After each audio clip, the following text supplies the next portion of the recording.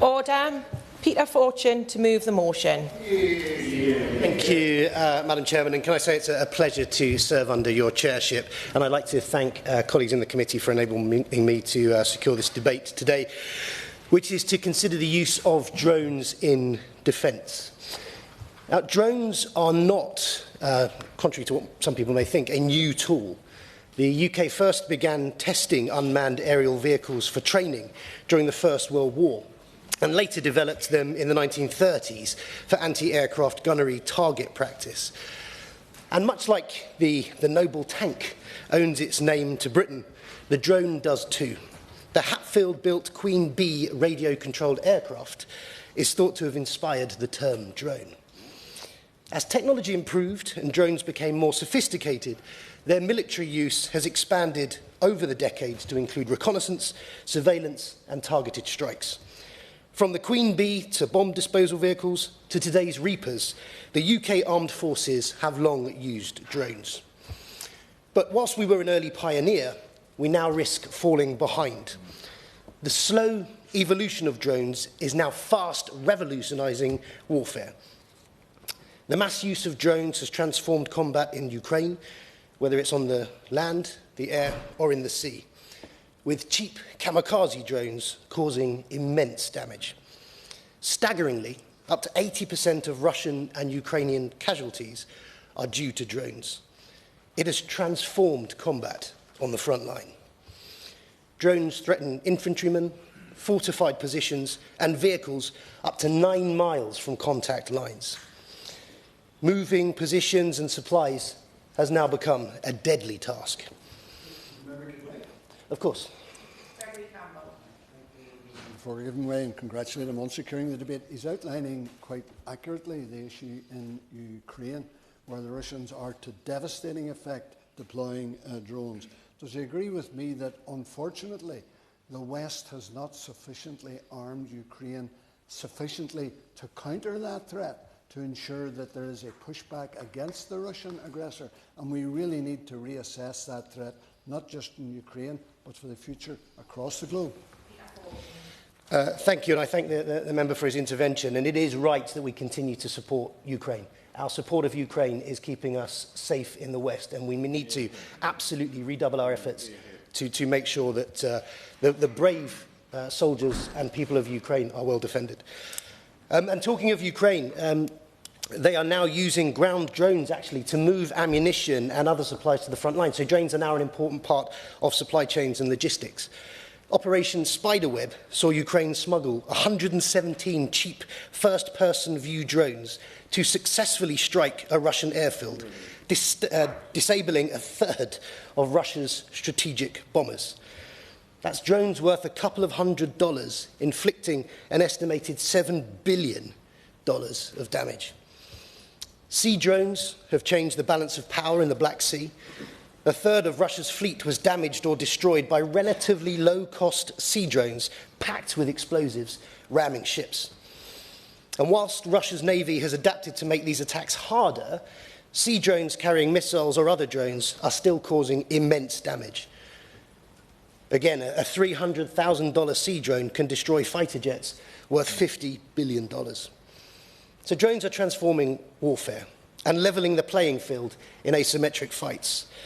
But the change can be seen beyond Ukraine. Israel weakened Iran's attacks on its territory by covertly transporting drones in suitcases and trucks to destroy Iranian air defences and missiles. Houthi rebels used drones to target HMS Diamond, requiring the ship to use its expensive missiles to stop a relatively cheap attack. Even drug cartels in Mexico are using cheap drones to launch targeted strikes against security services. Terrorist groups are also adapting commercially available drones for reconnaissance, filming propaganda, and they will undoubtedly be used in future attacks. So the pace of change is unbelievably fast, but the direction is clear. Drone warfare is the future, and Britain must be the leader in the development, the testing, and the mass deployment of drones. Now, this means three things. Firstly, we need to develop an ecosystem of private enterprises that can innovate, test, and build drone models, both big and small, sophisticated and simple, but at a larger scale. Ukraine is armed with many UK drones. We've supplied some 70,000 already, with a target of 100,000 by the end of the year. But this pales in comparison with the numbers required for drone warfare. Ukraine aims to produce 4.5 million this year. 4.5 million. Now, it would take relatively little money to help kickstart a collection of competing companies to build inexpensive or sophisticated drones that will be capable of innovating to keep up with battlefield changes. Similarly, we must also help commercial drone enterprises thrive. While not initially intended, these machines can have military purposes, and they can provide the industrial-scale drone warfare that we require. So it's disappointing and frankly unacceptable that since the general election, the government has only purchased 3 drones for UK armed forces. Secondly, with many new drones procured, the UK will be able to start training our forces, learning the lessons from Ukraine. And whilst our brave service personnel do use drones for many tasks, they are not as widely utilised as modern warfare demands. Will my honourable friend give way? Of course. I thank my honourable friend for giving way and for his very powerful speech, which I agree with. Like him, I've been part of the Armed Forces Parliamentary Screen, the Navy part of that, Royal Marines part of that, and I won't say where, but over the last year, he and I have seen drones being deployed, but also, more importantly, innovation going on within the Royal Navy and the Royal Marines, but it is compartmentalised, bitty, and doesn't have the scale that he's talking about. Isn't this the time for the government to use the innovation within the armed forces to actually expand out into the private sector? Thank you, and I thank my honourable friend for his intervention. And this is a good point to mention the Armed Forces Personnel Scheme, which I know colleagues from across the House are part of. And it is a great enterprise where we get to better understand the pressures and the reality that our armed forces personnel face. And he's right. We have visited certain sites where we have seen how drones can be used and how effective they can be for deployment on the battlefield, which is very much the drive of my request to the Minister to look at how we can procure more drones. Going back to what I was saying about Ukraine and our steadfast support of Ukraine, what we've made there are the military links that we have needed to learn how drones can make our British forces even more lethal, and the unmanned assaults that the drones can provide to provide support that those personnel need. Finally, we need to look in equal measure at how the armed forces can counter drones. What can we do to fight them off? The case of HMS Diamond is a particular point. It successfully destroyed 9 Houthi drones, but it did so at huge expense. We've seen the damage cheap drones have inflicted on prestigious targets. They can be Russian jets, they can be ships, they can be bombers, which means we need to clearly defend ourselves from them. As a nation, we cannot afford to let cheaply purchased drones with a grenade attached wreck a multi-million-pound piece of equipment. Now, I know we're already developing solutions like radio frequency directed energy weapons capable of neutralising swarms of drones. However, as we look to ramp up defence spending in a more dangerous world, the threat posed by cheap drones must be answered. So, Madam Chairman, drones won't make the infantry, artillery, ships, aircraft or vehicles obsolete. They're a new tool which will help to transform warfare. And those drones must be an integral part of our efforts to strengthen the UK's armed forces to face down the threats our country now faces. Of course. The honourable gentleman for giving way and congratulate him on securing this important debate. Yesterday afternoon we were in this chamber discussing the Battle of Britain and spoke at length about the reforms that were made prior to the Second World War to the British military and especially to the RAF and the use of radar. And in fact I'm currently reading a book on the Haldane reforms pre-World War I to the British Armed Forces. I wonder, in light of the Defence Review, the changing nature of warfare, whether or not he believes that the current structure and makeup of the British military reflects the urgent, pressing reality that we will be facing war close to our borders in the next 5 years, and if he has any recommendations to the British military for changes that are needed. Thank you much, and I thank him for his intervention. I was hoping to attend the debate yesterday as the member for Bromley and Biggin Hill. Of course, Biggin Hill played a huge part in the RAF's incredible efforts during the Second World War and the Battle of Britain. Sadly, I was in the other chamber on a different debate. But yes, what we saw through those big conflicts at the beginning of the century were huge parts of innovation. And people learning to, as the cliche goes, not fight the previous conflict. So we are always going to have to adapt and change. And I know especially through the Armed Forces Personnel Scheme that my honourable friend mentioned, that senior people, and I'm sure ministers, with their huge experience, are considering this all the time, how we best get ready for the conflicts that we yet don't know we're about to face. So just to conclude, I think that a review of how we are developing drones is something the government must embrace and fast. I will. I'm very grateful to the honourable member for giving way. He may be aware that some months ago a surgeon broke down whilst giving evidence to the International Development Committee, describing what appeared to be some form of artificial intelligence or unmanned vehicles descending to shoot children in Gaza after bombing had occurred. Does he agree with me that drones should never be used to kill children, and that we must know whether drones developed or made in the UK, exported to Israel before licences were suspended, are being used to shoot children in Gaza? Thank you for the intervention. It is not my place to talk about what the Israeli government are doing, but what I do know is that there are international laws of conflict and everybody should adhere to them. So just to finally conclude, I started so I shall finish. The government need to embrace this issue and fast. It's not something that we can afford to wait and see. Britain must foster the companies, train our forces and develop countermeasures to ensure that we master this new form of warfare. Thank you. The question is that this House has considered the use of drones in defence. Jamie Stone. Thank you very much. It is a pleasure to serve under your chairmanship. Thank you very much indeed. The first time that the potential of drones struck me was just shortly after I was first elected to this place. In August 2017, the split new aircraft carrier HMS Queen Elizabeth went on a tour of the north of Scotland and tied up at Invergordon. And while she was there, an enterprising photographer flew a drone from the Black Isle across the Comte de Firth with the view of taking pictures of this new aircraft carrier. The wind got up and the drone then automatically landed on the deck. And that posed the question in all our minds, how on earth did this happen? How did this drone get so close to an incredibly expensive warship, the pride of the Royal Navy? The gentleman, the photographer, was quite open about what he'd done, and he wittily quipped to the BBC that he could have actually put a couple of times of Semtex on the drone as well, and nothing was done about it. And then the following week, he did it again, took photographs, didn't land this time.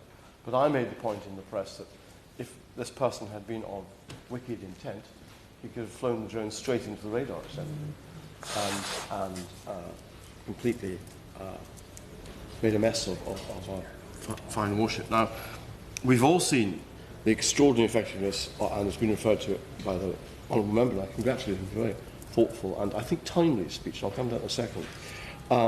We've seen what happens when a drone in the Ukraine, a Ukrainian drone drops an explosive device through an open hatch of a Russian tank.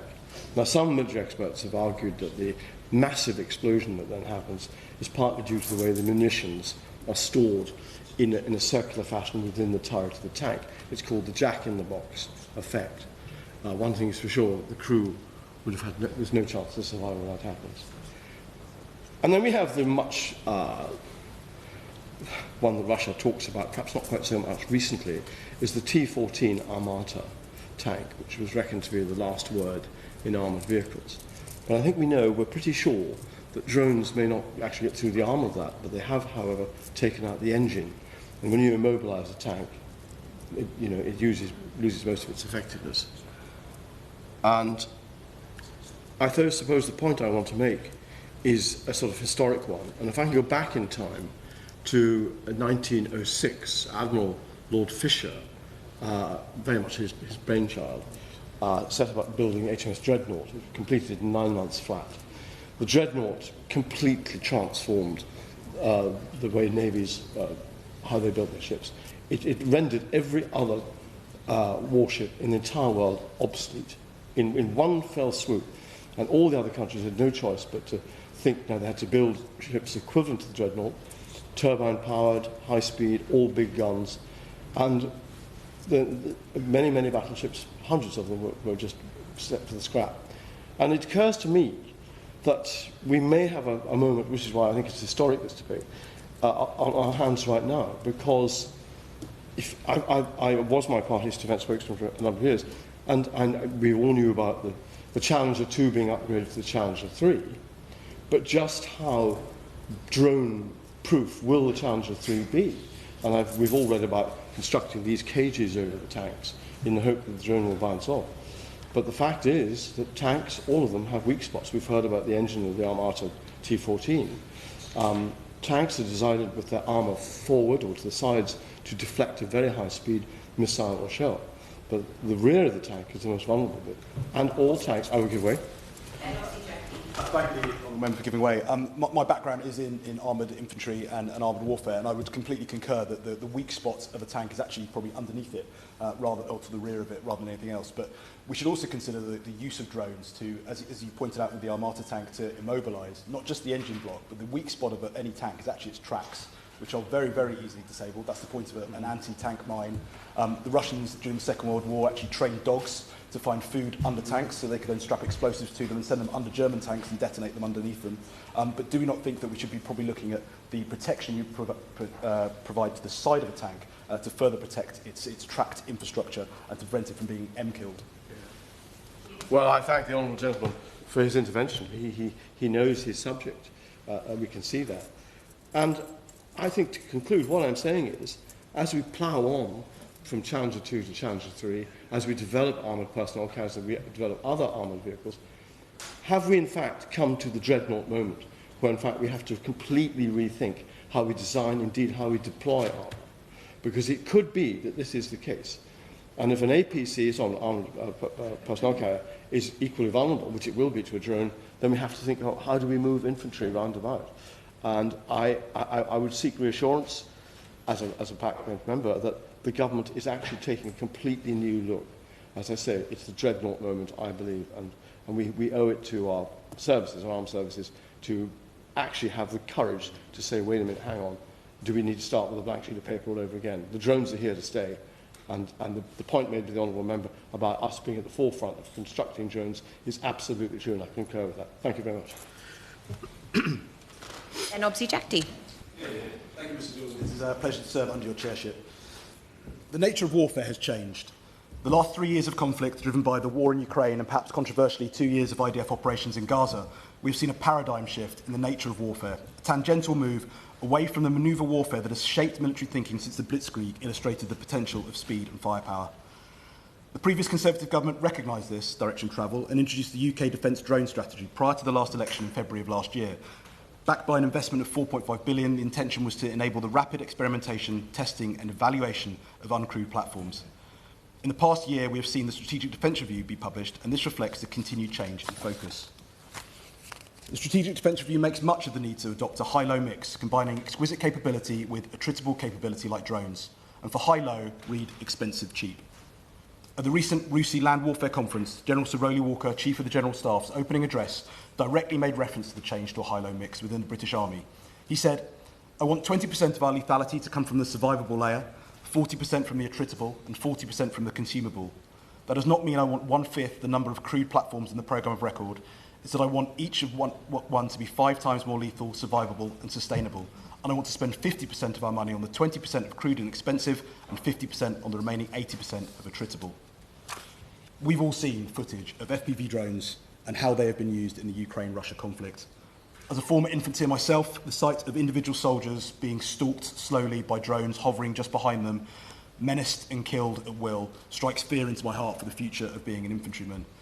This is, hopefully, a temporary situation. In much the same way as the IED was in conflict with electronic countermeasures, so too will drones find themselves in time at the mercy of counter-US solutions. And even in the Washington Post last week, there was an article about the measures that the Ukrainians are taking to combat the Russian drone threat, actually going as far as using a biplane with another crew member with a shotgun firing at them out of the air. Very inventive. The sort of stuff that if you saw in a movie you wouldn't believe it, but that is what's currently going on in the East. We've already seen that the RAF and the Army begin to employ agile combat employment, such as the penetrative threat of drones, as illustrated by the bold attack that my honourable friend mentioned by Ukraine on airfields deep inside Russian territory.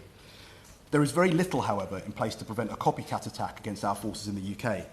If RAF Bryce Norton can be breached by civilians on scooters, it can be easily breached by a swarm of drones. And what price? Air-to-air refuelling or heavy lift capability. Not easily replaced, fairly easily defeated on the ground. I would ask the government what efforts are being made to ensure we have permanent counter-UAS capability at all operational flying bases. Agile combat employment will get us only so far, and as we've seen, it only takes a couple of litres of red paint to destroy a jet engine. We've seen in Ukraine that survivability is key. How you fight a vehicle is as important as how you physically protect it or conceal it. And before any talk about thermal camouflage or increasingly multispectral camouflage, we should consider how the age and capability of the kit we have makes them vulnerable to a drone threat they were never designed to encounter. The Strategic Defence Review outlines the British Army's intention to move to a dynamic high-low capability mix, as I alluded to earlier, 20-40-40. 20% crewed platforms to control 40% attritable or preferably survivable platforms and 40% consumables, such as shells and missiles. That does also include attritable one-way effector drones.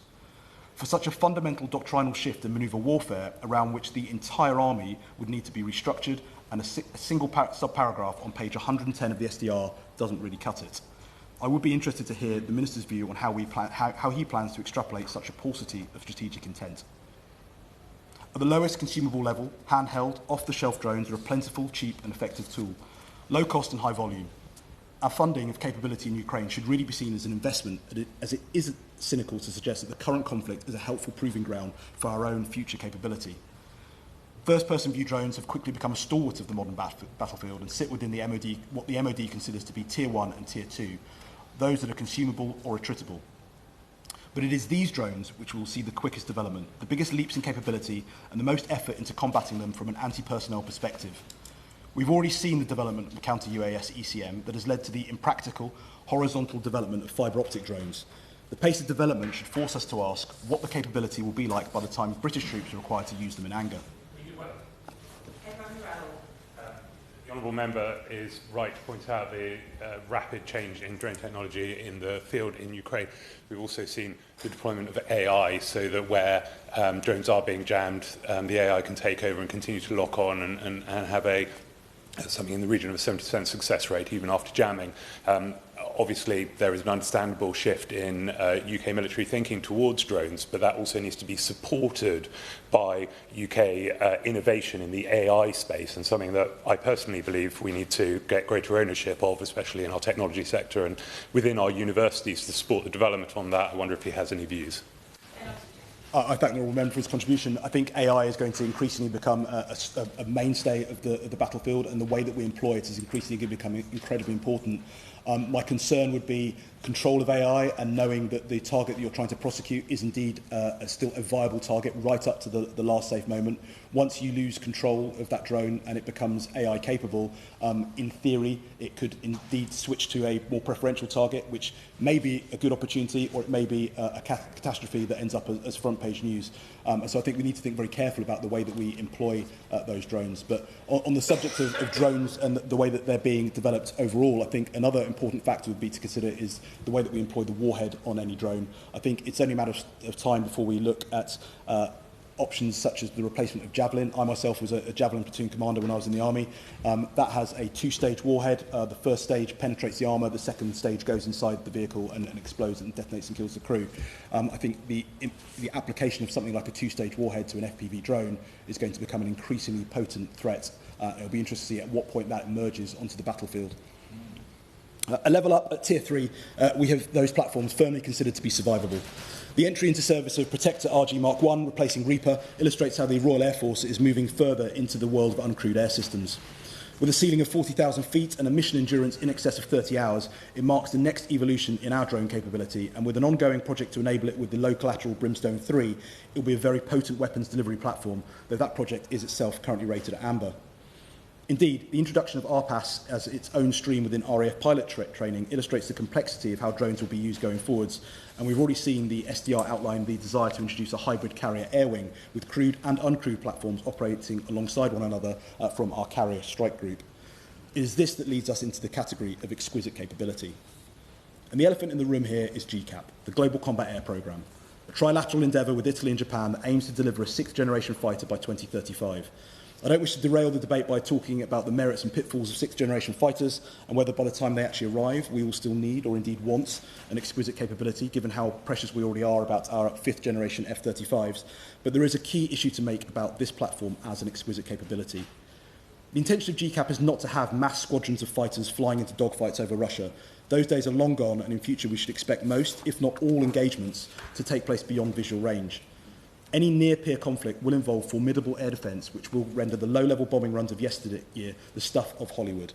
No, the intention is to operate GCAP as a system of systems, a crewed platform where the pilot is less of a pilot and more of an integrated part of the system, effectively a weapons platform operator coordinating the battle space, where the uncrewed autonomous collaborative platforms or loyal wingmen operate as the squadron and conduct the task as an attritable but very expensive asset that can complete the mission without risk to aircrew, impervious to being disabled by ECM, operating networked to GCAP itself. The RAF's Autonomous Collaborative Platform strategy aims at having ACP as an integral part of the RAF force structure by 2030, and we've already started to see that being rolled out in recent weeks. This is a concept I simply do not believe that we can fully afford. The National Infrastructure and Service Transformation Authority already has the Future Combat Air System rated at red. That's not just GCAP, but the ACP strategy that accompanies it. It'll be one thing to achieve an ACP capability, another thing to develop and deliver a sixth-generation fighter, whether that's on time or decades late, but to deliver both seems fanciful based on the MOD's procurement track record. In a world where the infantry is still using armoured vehicles that came into service the same year that the Beatles released their debut single, closer to the end of the First World War than it is to today, with no current plans to replace them, you can't really envisage a situation where we have a sovereign fighter jet that ranks as the best in the world and a squadron of drone fighters that operate alongside it. And I believe we urgently need to start thinking about managing our expectation.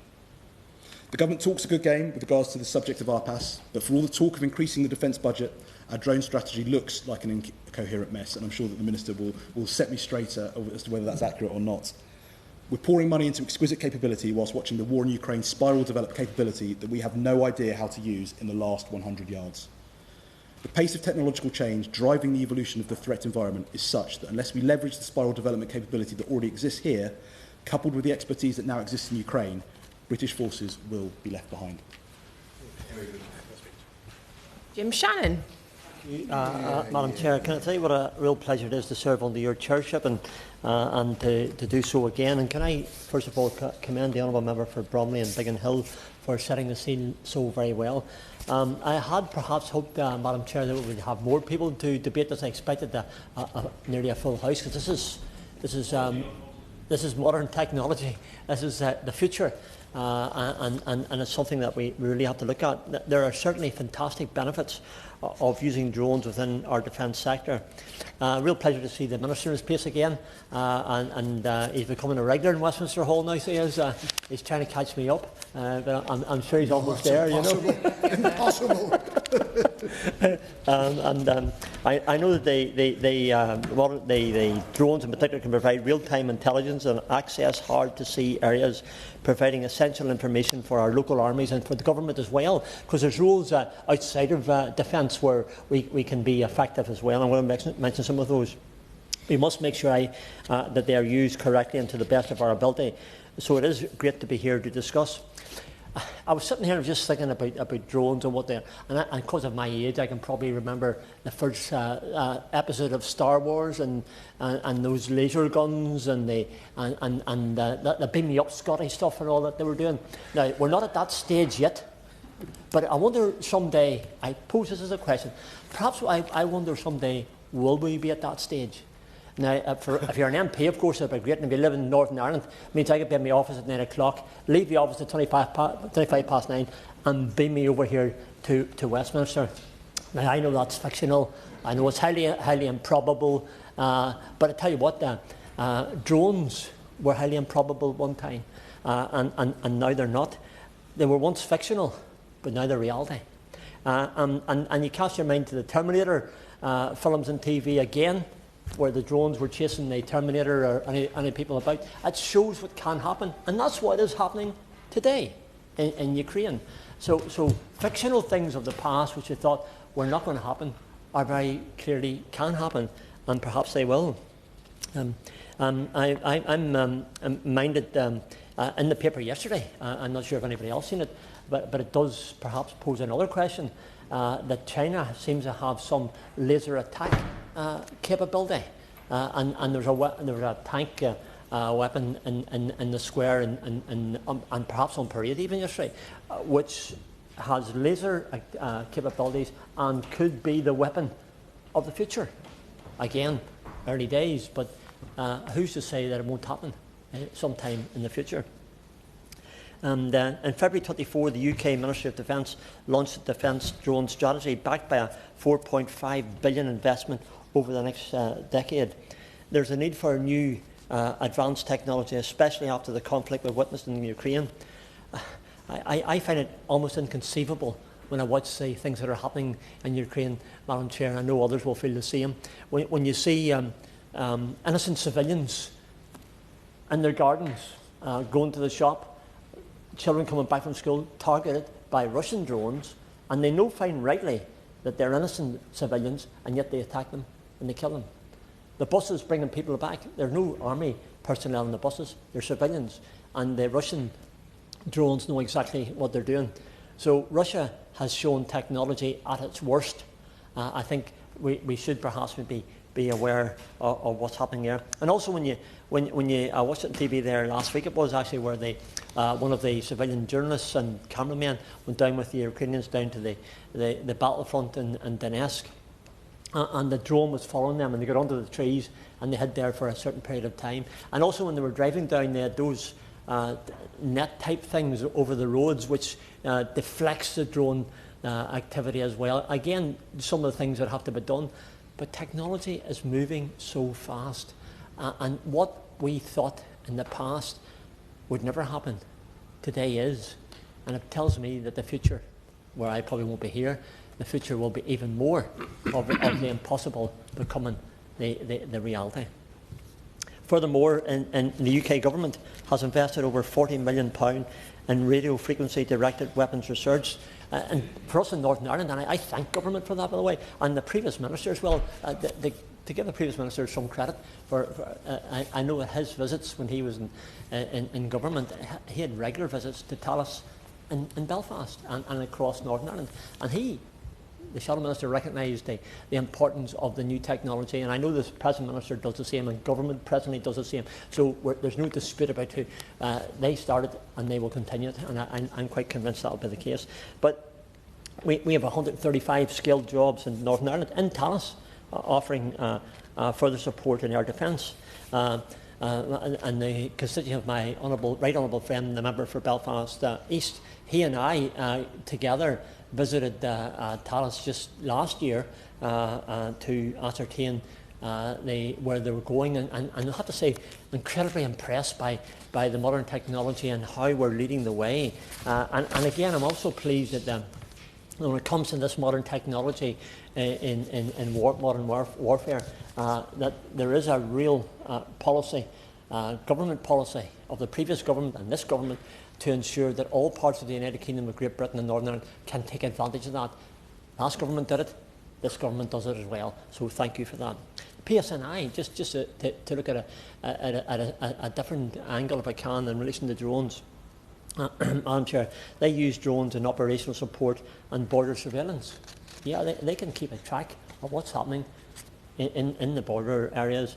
Also to support their police officers on the ground. There is other ways of doing things, and we have to acknowledge what those ways are. And are they effective? Yes, they are. And can they help and do the job? Yes, they can. They assist in monitoring crime hotspots as well, where if someone's involved in drugs or involved in antisocial behaviour or attacking or assaults or whatever it may be, that drone in the air can spot that person and then becomes an evidential base for the future. And search and rescue, managing public disorder. Don't ever forget that the eye in the sky is keeping an eye on you when you're on the streets, as is happening in the United Kingdom and elsewhere. I'm very conscious. I represent Strangford, as everyone knows, and unfortunately over the years there's been boats in Strangford Lock that have got lost or have overturned, and one of the ways of trying to do search and rescue is to use a drone. Whenever young people went missing, drone were also used to try and ascertain where the people were. On all of those occasions that I can recall, unfortunately, the hope of finding someone alive didn't always work out, but it does help the search and rescue, and that's what the PSNI, that's what the other organisations are doing. I think we have to recognise the good that brings. Drones are crucial, Madam Chair, for situational awareness, for enabling personnel to make quicker and more effective decisions. The modern soldier of today is much more equipped, much more able, much more experienced in modern technology and what we would have been in the past. They allow constant surveillance in detecting enemy movement or illegal activity. And more importantly, they enable early intervention to reduce casualties and military death, making sure that those who are doing their best for our safety are protected to the best of their ability and to the best of the ability to make sure that they're safe as well. Across this nation, Madam Chair, we have numerous manufacturers who are more than capable of supplying and making drones for our defence industry. Companies like Thales, in my neighbouring constituency, whose efforts are critical for defence, understand that the workforce of Thales, I'm told by my friend, right honourable friend for East Belfast, that 60% of that workforce comes from Strangford. So we're very pleased to make a contribution directly to the Thales workforce. And the efforts that they make and are critical for defence. There's, I believe, real opportunity to progress in technological warfare and allow us to data share with our allies, especially the US. One day you'll be able, you have your drone, and then you find a way of deflecting the drone. Then the other side gets another way of monitoring technology, and then we have to come back again with something else. So it's always going to evolve. And I think the government's commitment to spending that money in the cybersecurity, in the drone technology, is one that we really have to support, and we thank government for that.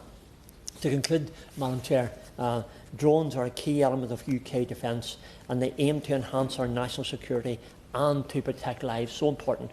We must invest wisely in their use and remember the opportunities for local people too. I just think very quickly of Thales, where they employed 200 new people.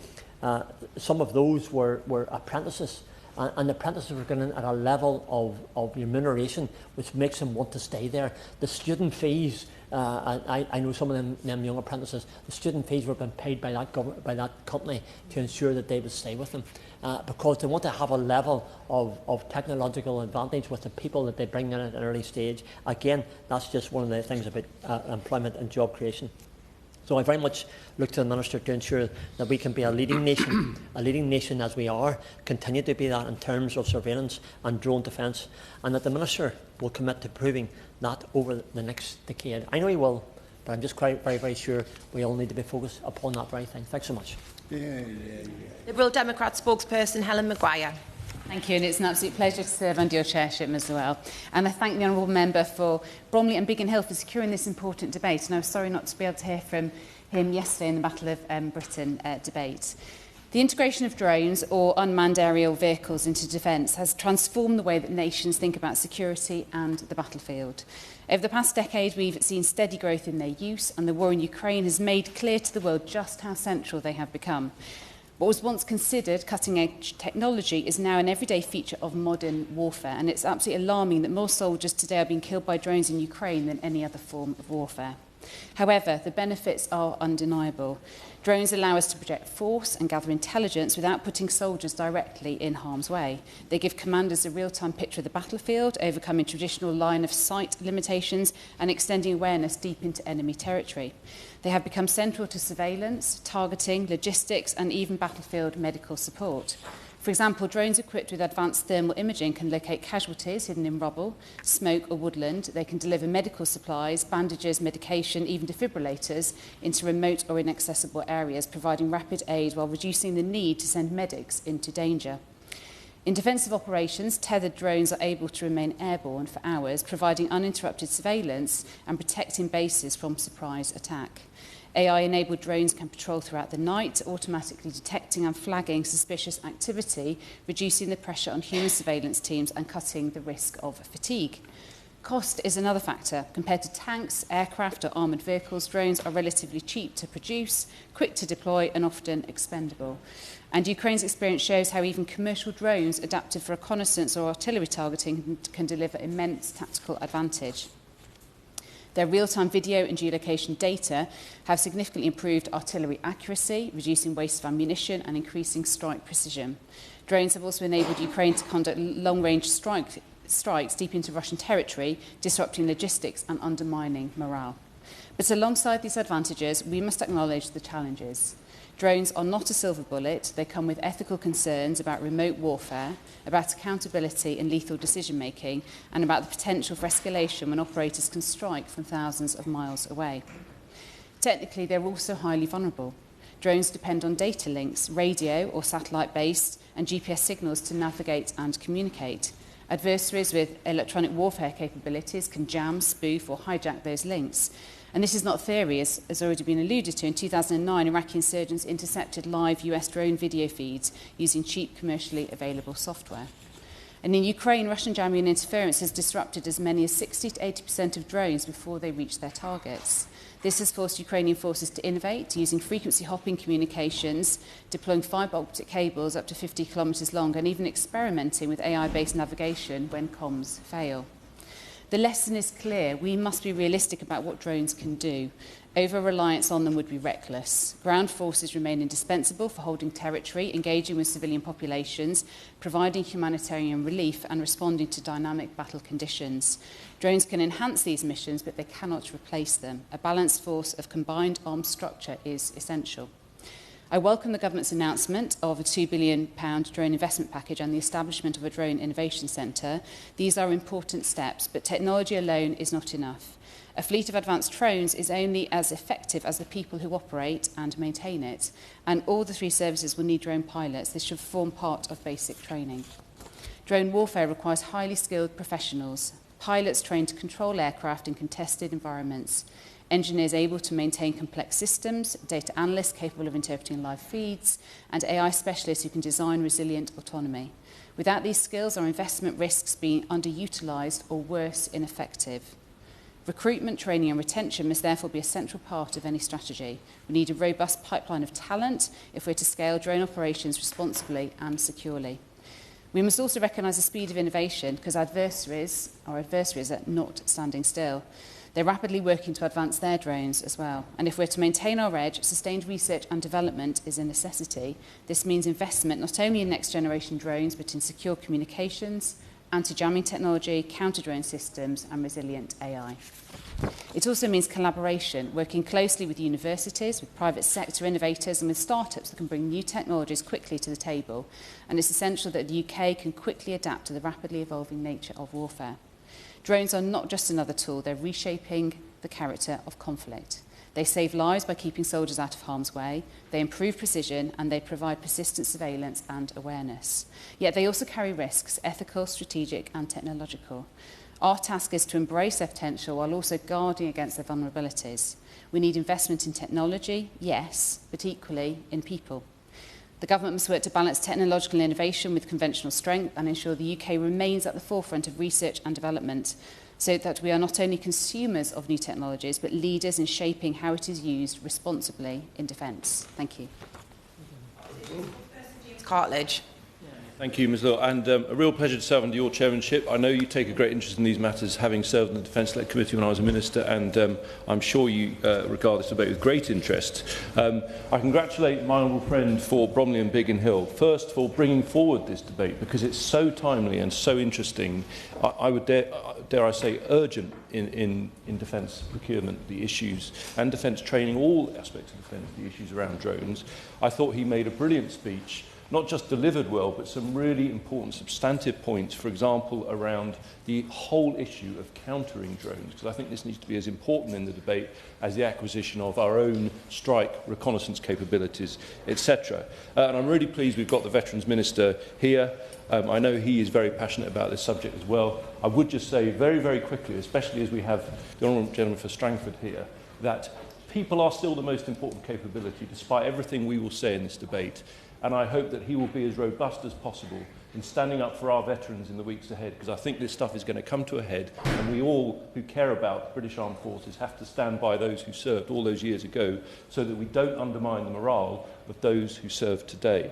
But on the key subject of drones, and I would say my main argument is I just think, Ms Lawler, this is an amazing opportunity for the United Kingdom to fundamentally modernise its armed forces in a way we haven't had for a long time. In many ways, we're quite lucky, because it brings mass, it brings lethality to our existing forces in a way that is relatively cheap, can be done relatively quickly, but above all, and something that I do think is underestimated, where we are in an amazing position to capitalise on that, in many ways for reasons that haven't fully been shared with the public. So I'm going to try and do that, because the day I became Procurement Minister in April 2023, there was a vote on in the House of Commons. I was walking through the lobby and people were going up to me, congratulations, congratulations. But every other colleague would say, and by the way, you've got Ajax. That was the thing that procurement was known for at the time, the Ajax. And actually, 2 months later, I did a statement to the House about Ajax, how it had resumed field training with the Army, with the Household Cavalry, and actually it is a highly capable vehicle. But I had a sense as Procurement Minister that there was this parallel universe. There was what was happening in business as usual, long procurement times, many delays. It's been happening under successive governments, the old way, if you like. And on the other hand, what we were doing in the MOD for Ukraine, it was like a parallel universe. We acted at pace for Ukraine, incredible scale, incredible innovation. We got them thousands and thousands of shells from around the world and delivered them to them. It was an incredible exercise of which I am very proud. I'm very proud that the current government have continued that. But nowhere was this difference more striking to me than in drones. Because I guess I wouldn't quite call it an epiphany, I don't know what the word is, but the most memorable moment for me as Procurement Minister was in the autumn of 2023, when I went to visit an SME based in the south of England who had developed a drone that was, at the time, highly sensitive, dare I say classified, had developed a drone that would go on to be used in Ukraine. Highly effective, long-range, one-way attacks, now a matter of public record. But what really struck me, this was an SME, not a big prime. It had developed a drone cheaply and quickly, relatively cheaply and quickly, very quickly. And it had had an impact on the front line against the peer military of Europe. Extraordinary, revolutionary, and I was so struck by it. But what really got me, the thing that's most important about the uncrewed area, is that they were getting feedback from the front line within hours, if not days, certainly within days.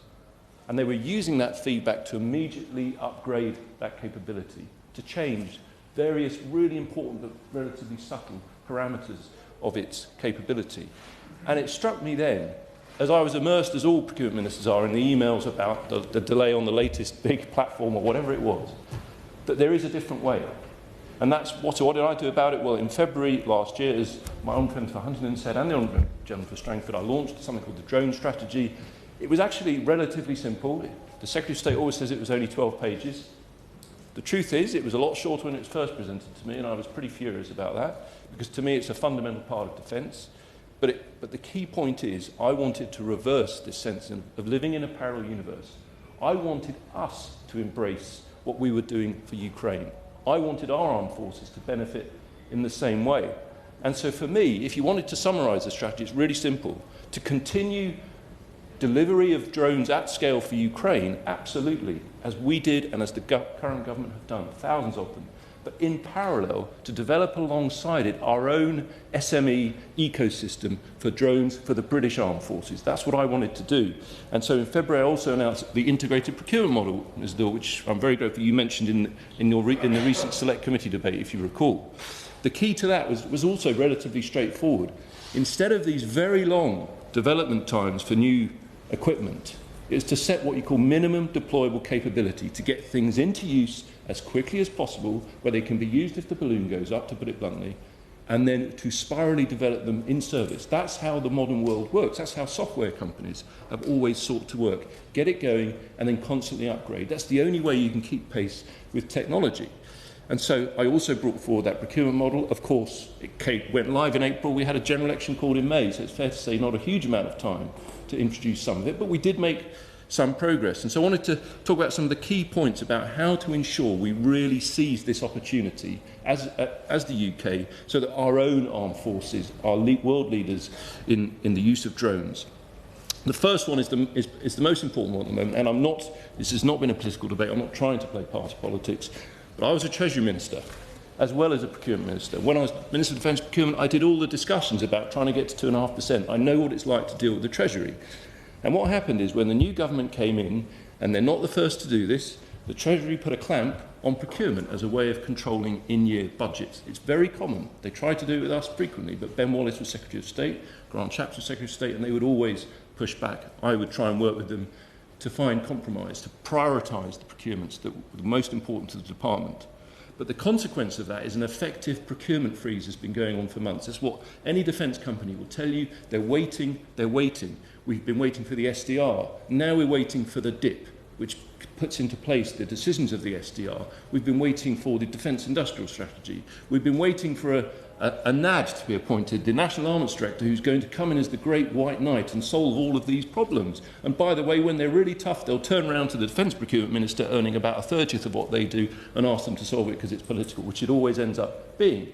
In the meantime, we need to get on with it. So let me suggest an idea. My honourable friend did make the point.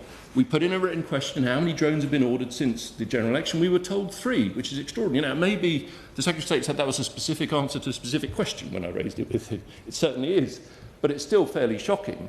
And I think that what we found, talking to particularly those in the Army, is that there are drones coming into their units, but they're, for example, through sports. They do drone sports. There isn't really that central push to transform the forces into a force that can fight with uncrewed systems. Not yet. And so, so where could we get the money? Well, on our side, I mean, my personal view is the Chagos deal is basically bonkers. Next year, we as a country will spend £250 million leasing back a base we currently own freehold. The islands, of course, as well. You could have half of that budget and you could transform the UK drone ecosystem, because tens of millions would make a difference. Now, there is one risk. How do you buy drones when they in theory, go out of date so quickly? Well, to me, there is no risk in what I would call a training order, to put it bluntly. Buy enough drones from British companies that the Army can start training with them at scale. But the crucial thing isn't the manufacture or the initial buy. It's then establishing the relationship between our forces and those SMEs so they're constantly developing them in service, this constant spiral of development. That is how new technology works. And I think that's a relatively inexpensive step to take. It just needs that leadership, and I know that the Minister wants to make that happen. Another key point is testing. In June 23, so 2 months after I became Minister, I held a round table in Larkhill with what were then the main UK, if you like, defence drone SMEs. Really fascinating meeting. But when I went round the table, I said to all of them, name the one thing the government could do to help you. And they all came up with one acronym, or 2, depending how you see it. CAA, MAA. In other words, Military Aviation Authority. They all wanted it to be easier to test drones, particularly kinetic drones, in the UK. Now, I was encouraged recently when I was attending RIAT. I was told by a relatively senior military officer that there will be testing on the Outer Hebrides range, I think it's in Benbecula, which I visited when I was a minister, for firing what still dummy drones, but of course testing them as far as we can within the UK. I mean, I fully accept there is a limit to how we can test, particularly if they have explosives. I do understand that. But we have to be able to test more than we currently do. And it's not just the testing for the SMEs. The feedback we've had in our team, meeting, particularly we were meeting some reservists recently, they were talking about the red tape they have to fill in to be able even to use a reconnaissance drone for army training. Now, as is so often the case in the MOD, others will assure you that it's all fine, Minister. I remember being told on the issue of the MAA and the CAA, because we set up this working group with the Department of Transport at the time, Minister, it's all sorted, it's all fine. But then when you talk to the SMEs, they tell you something different. And to me, this is a competition that we've got to grip because we want to win it, and it's vital to our prosperity. Colleagues talked about the issue of training, and I think the Honourable Lady for Lib Dems made a very good point about making it part of regular training. It's not so much my area of expertise. The Minister obviously has great expertise in that area, and I hope he will touch on that, how we are bringing forward the training of the use of drones at a unit level, as it were. My honourable friend for Huntingdon, who obviously speaks with massive experience, having served in the infantry, made the point that we need to have an army that can fight with these things. It's all well and good talking about procurement. That's the side I've seen. But how do we then turn that into getting it into the Green Army so that they can really boost their lethality, their survivability, and do it rapidly? Because that's what we all want to see, and I think that's what the new the head of the army will deliver, the Chief of General Staff. On to the point about GCAP, which my honourable friend for Huntingdon raised, a very, very important point. If I'm honest, when I was working on GCAP as Minister, it was primarily on the diplomatic side. The roof is creaking slightly, but hopefully this is merely the power of my oratory and rhetoric, and nothing to be concerned about. But where was I? Yes, talking about drones. Yes, so in terms of GCAP, I would refer to a couple of points I made last September when we were invited to give submissions to the SDR when I was at the time merely the interim shadow awaiting a new leader of our party. And actually, I don't know if it was read. I think AI read a lot of the submissions into the SDR. But those 2 points I think are still worth considering. One was that instead of this focus on 10-year equipment plans, what will become the DIP, the Defence Investment Plan, we need to have much more focus on what I would call like a 3-year war readiness plan in each of the forces. This is something I think the Chief of General Staff has actually, in effect, been talking about. But if you did that with the RAF, it would be much harder for them to try and sort of meld all of the elements of GCAP into one. What we really need, is the other point I made, is almost like a 2-pillar GCAP, a bit like AUKUS. The first pillar is the platform, which is where inevitably in defence, as always happens, that's where the focus is. But to me, that's the old procurement model, platform-driven, platform-focused. And instead have a second pillar of all the ancillary stuff. As my old friend was saying, the system of systems, in particular, electronic warfare capability, drones, because that needs to come into service much faster. If the key thing to all of this is the threat. If the threat really is only years away, 2 or 3 years, we have got to be stronger in 2 or 3 years. And so the aspects of the RAF development that is to do with loyal wingmen, that is about helping our current aircraft. Forget about stuff that's going to come in 2040, as important as that is. It is about those capabilities that can help the current Typhoon fleet, the F-35s, to be even more lethal, even more capable. And we know that drones can fly with them. We need to accelerate all of that. On the points about the Red Sea, my honourable friend for Bromley and Biggin Hill made a really important point about the Red Sea. That's also been a key testing ground for drones. But the key point about that, they weren't just threatening Ukraine, they were threatening our own Royal Navy. Of course, it was HMS Diamond that was attacked. And as Minister at the time, the real sense of actually this is a clear and present danger, because of course the key issue is the attacks of drones had to be thwarted with much more expensive missiles. And yet, we know that Iran, this is on the public record, was supplying more and more sophisticated ballistic missiles to the Houthis as well. How are they going to defend against all of those things? And so I felt we needed to accelerate all ranges of technology that could help relatively cheap interception of the drones so that you keep your missile stocks for the really exquisite threat, if you like. That balance between expensive and cheaper that we need to have. So that's why Dragonfire is a really good example of something to take forward, which brings me to the counter-drone points, and I think everyone was focused on that. If I go back to the point about the parallel universe, the way we've been delivering for Ukraine but not for our own armed forces, I can't think of a better symbol of that than if you go and visit the army today, they'll have their electronic countermeasures, and it will be this sort of the box that was used in Afghanistan, and that was very good at the time. But it is not up to date today. And yet a British company has been delivering, as we speak, or certainly in real time, countermeasures kits to Ukraine that have been incredibly successful, that are saving lives on a real front line. We should be buying those for our army at the same time. That's what I talk about, breaking this issue of feels like a parallel universe. And I know the Honourable Gentleman Minister understands that and is as passionate about it as I am. Because the Honourable Gentleman for Caithness Sutherland and Easter Ross spoke about effectively how we defend against the drone threat. He spoke particularly about armour. My honourable friend for Huntingdon spoke about tanks and the need to protect the tracks. Now, I don't have that level of battlefield experience, but I think it's true to say that when you look at lasers, when you look at directed energy weapons, and I think particularly the sound weapon, the radio frequency one, because it is, I mean, it's a bit indiscriminate at the moment, but if we refine it, it is extraordinarily capable, potentially. We've got to go at these things as fast as possible. Britain has got an amazing science base, and this is the final point I wanted to really talk about, is about autonomy and what this is really about. This is about technology and the need to outthink your opponent as much as anything. You know, we will never, I suspect, have every single aspect of every drone made in the UK, if we're honest.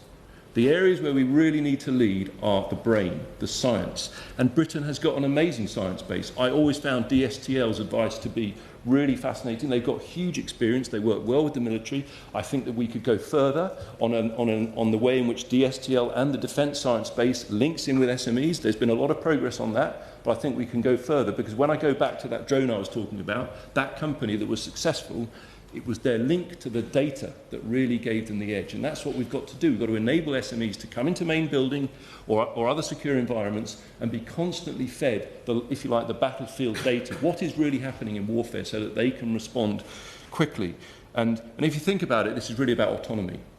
Now, the Honourable Lady who's since left spoke about, I think it was the situation in Gaza. And I know that there are people who are worried about the ethics of autonomous use of weapons. I understand that. I appeared in front of the Lord Select Committee. I think it was the Bishop of Coventry who asked me some interesting questions about the ethics of all this. I would simply say, okay, this is a defence point of view, that we should be very, very wary of in any way tying our hands on the use of autonomy, because you can bet your bottom dollar the Chinese and the Russians won't be doing that. We have got to maintain our ability to compete with them. Bear in mind, I think it's Phalanx is the gun on the side of some of our ships.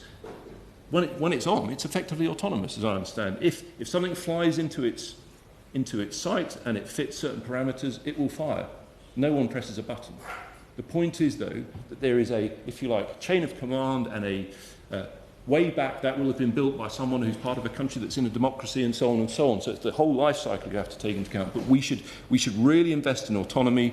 We should back our science base, working closely with our SMEs. And I finish by saying to the Minister, look, we're all patriots in here. We want to succeed. We want to have the world's best armed forces. We want to lead in this. We know we can.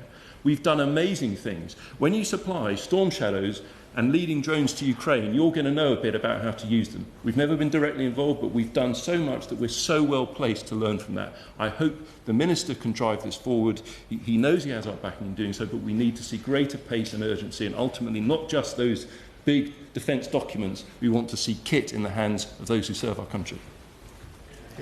Minister. Thank you very much. It's truly grateful to serve under your chairship today. And I thank the Honourable Member from Bromley and Biggin Hill for securing this debate. I genuinely believe we're at a pivotal time, and so having this debate today is poignant. The opportunity to discuss the critical importance of uncrewed systems to our armed forces and our national security, I think, is a continual requirement in this place. Now, it won't be lost on you that I'm not the Minister for Defence Procurement at all, but on the same hand, I do have a vested interest in this subject, and I've been helping a cross-ministerial team sort of help design our strategy as we move forward. Why am I passionate about this? Mentioned dispatches, combat, MC, combat, DSO, combat, OBE, combat. I spent a lot of time in combat. And I actually think what we're seeing now in Ukraine gives an ability for the soldier, the airman or the sailor to disengage from combat and to send technology forward. And so I think we are seeing a revolution in technological affairs in Ukraine. And I think it's absolutely of the utmost importance. The devastation and horror of war provides an imperative for rapid innovation. Each side, pitted, racing to gain decisive advantage by innovating faster than the other. These developments define an era of conflict and an era of innovation. Think the Parthian shot, think the longbow, think the crossbow, the musket, the tank, the airplane, and, as the Honourable Member mentioned, the dreadnought. They've all marked a pivotal moment in technological change. I would argue today is uncrewed systems. The lesson for the UK is that we must be a leader in the revolution in uncrewed systems, which has not changed the nature of conflict, as Clausewitz would say, but just changed the character of conflict forever, and I think left it behind. In no small part, this understanding motivated me to enter politics. It's one of the key reasons I left the military, to galvanise change, to do what I could to safeguard this great nation, because I saw war changing the entire character of conflict itself. So today's discussion addresses an existential challenge, and I and this government and the defence team are absolutely determined to grip it. Uncrewed systems have fundamentally changed the character of conflict. Fact. In Ukraine, thousands of drones fill the skies every day, every night. On average, there are thousands, up to 2 to 3 at its very height, 6,000 drones a day being flown in the front line. A division has hundreds of drones 24/7 observing the battlefield, every section of it, which queues strike platforms at a moment's notice. Drones are 22 times more lethal than an artillery round in accuracy and lethality. And for the first time since the First World War, more casualties have been caused by another system, i.e. drones, than artillery or offensive support. So if we're not training our people in drones, it would be like not training people in artillery prior to the First World War. A year ago, I was quoted as saying the uncrewed system represents a machine gun moment for the Army, a submarine moment for the Navy, and a jet engine moment for the Air Force. I also said the inclusion of data, AI and quantum will only deepen the effects of this revolution. I would say now, 1 year later, that we're now at an inflection point, similar to the moment when armies fighting in World War I realised the utility of air power. We know what happened there. The Top Gun generation was born, and air power changed every nation's way of fighting. As we approach the 85th anniversary of the Battle of Britain, it's a poignant reminder of the impact of cutting-edge technology, such as the Spitfire, importantly the radar, or our very first computers. They have a significant impact on the defence of our nation. Unlike those previous advances, the impact of uncrewed systems across air, land and sea is simultaneous, undermining many existing exquisite and expensive capabilities. So as I reflect over 24 years of military service, I recognise just how much of what I did could now be done by uncrewed systems. And I mean that. About 75% of everything I have done could be done by uncrewed systems. And it would have made my life a lot safer. Probably reduced the medal count, but would have made it safer. We've seen this revolution shape Putin's war of aggression. On land, surveillance and attack drones stalk the battlefield around the clock. Thousands of drones, whether they be FPV, first-person view, surveillance drones or long-range strike, dominate the battlefield. There's a dead zone on the front line about 30 kilometres deep where no one moves. Small teams, individuals, are the only ones that survive, and they don't survive for long. Interestingly, the Honourable Member mentioned a tank earlier on. Tanks' sustainability on the battlefield is limited, not K kills, but M kills, so a mobility kill, taking off its tracks, immobilising its engine, immobilising the crew, the sights, the sensors, happens relatively quickly. And perhaps we can allude to the future of what that looks like later on in the debate. In the Black Sea, we've seen a navy without a navy sink a navy. That's Ukraine's unmanned vessels have sunk or scattered Russia's once all-powerful Black Sea fleet. Will you give way on that point? He's very kind. James speech, and he knows I'm as interested in this subject as anyone. And on the naval point, surely it was an incredible moment in May when that Ukrainian naval drone downed a Russian, I think it was an Su-30. And does it not point to some of the procurements that are looming? For example, future air dominance, the Type 83, all of those things that are in the Navy's assumptions about the future and how we defend this island. We are an island, and that therefore the potential of uncrewed barges, sensors that carry effectors that are way out in our ocean protecting us is potentially an exciting development. Well, thank you very much for the interjection. I completely agree. I can see a future, and we'll talk about this later on, of a high-low mix, of we have some of the very sophisticated fifth-generation capability matched by relatively low-end hardware with very sophisticated software. And when we combine the two, you can increase your mass, increase your lethality, and increase your overwatch of large swathes of land, sea and air. There are also, and it's worth noting of something I'll cover later on, there are false lessons from Ukraine. The Black Sea is not the Pacific. It is not the North Atlantic, but the technology, when designed with the right hull form, can absolutely survive in those environments. And moving on to the air, we see coordinated waves of drones penetrate the most sophisticated air defence systems in the world and strike far beyond the front line. I mentioned this yesterday, sort of in the remnants of the Battle of Britain, that we are seeing air sirens every day in Ukraine. And we're not talking hundreds of drones, we're now talking, in some cases, thousands of drones attacking major cities and critical national infrastructure throughout Ukraine. These capabilities are being enhanced and increasingly sophisticated with capability to map, target, identify, and indeed, combining on top of that the use of data and artificial intelligence to learn training models with profound implications for the way we fight warfare. Our adversaries understand this. Russia, other countries such as China, and large states are developing at a different scale. They are already producing drones on an industrial scale and investing in innovation to make them more capable and deadly, and to remove the human even further from the battlefield. War is driving an innovation cycle that cannot be replicated in peacetime. And you talked earlier about the innovation cycle here with SMEs. SMEs that have often joint ventures or relationship with companies in the front in Ukraine are innovating faster than anyone else. And you're talking 20 to 30 to 100 innovations in a year in comparison to some of our contracts in the past, which have 1 or 2 to 3 or 4 innovations linked into the contractual management. So I would argue we need to do more. Ukraine reminds us daily that to safeguard the nation, we have an obligation to lead in the development of uncrewed systems. We may not have the opportunity to fight differently. Historically, almost every major conflict has been characterised by short periods of manoeuvre and long periods of attrition to build up capability, capacity, innovate, and then broken by periods of manoeuvre, with a focus on supporting the warfighter with the best technology. And I would posit that our adversaries, if it came to it, would seek to draw us into an attritional conflict which puts the burden on defence industry, our economy, and our society's ability to sustain the fight. At the tactical level, there is an argument it will no longer be about supporting the warfighter, but by supporting the technology in the fight. And that is a fundamental shift and change in opinion. This is a critical and fundamental distinction in the way future wars may be fought. Now, this government has taken decisive action. It's laid out in a strategic defence review. First, to integrate uncrewed systems across the British Army, Royal Navy and Royal Air Force, and to adapt our military culture to recognise that uncrewed systems are a core capability. I'll step back, and several of the honourable members mentioned about the innovation cycle.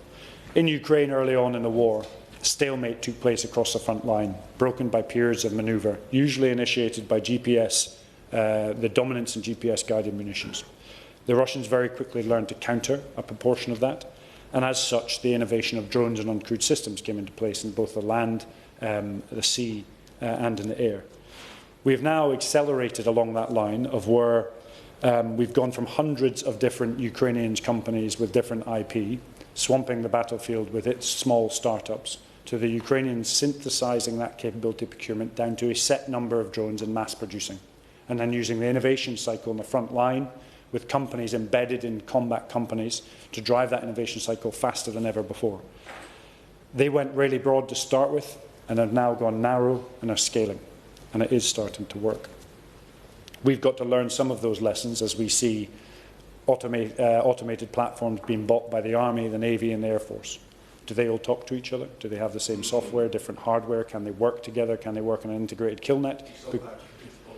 Because if they don't, then we may repeat some of the same mistakes as Ukraine. So I would say a great quote, slow is smooth, smooth is fast. There's a little bit we've got to watch, ensure that we get this right, because if we get it wrong, it may be difficult actually to unravel. I mentioned about adapting our military culture, and the honourable member mentioned about training within our organisations, whether that be Dartmouth, Cranwell, Sandhurst, the Commander Training Centre. I've been on this as an individual responsible for people to ensure it's inculcated at the earliest stage of training, whether that be defence from drones, but the adoption of drones as a critical component, much as the same as the machine gun is for a rifle section. And we are moving forward in that space. Secondly, there's a requirement, as mentioned by the honourable member, to work seamlessly with industry, transforming our procurement and our industrial base to meet the demands of modern warfare and drive growth for the nation. To do this, we must encourage the best of Ukrainian industry to share its expertise with us. and we must continue to foster a truly innovative and adaptive defence industry that draws on the best of Britain. And what I'm leading to here is British startups, British companies, both primes and SMEs, must engage with Ukrainian companies on joint ventures and cross-IP sharing to enhance the best of both.